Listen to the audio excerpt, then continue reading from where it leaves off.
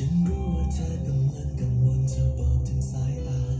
ฉันรู้ว่าเธอไม่กล้าที่จะพูดจาเปิดหัวใจฉันรู้ว่าเธอกำลังอยากรู้ว่าฉันนั้นคิดอะไรอยู่อาจเพราะเป็นเพียงเวลาไม่นานที่เราได้พบกันอาจเพราะว่ามีเพียงเธอคนเดียวที่ดูฉันสนใจอาจเพราะฉันไม่มองใครอาจเพราะฉันมองเพียงเธอคนเดียว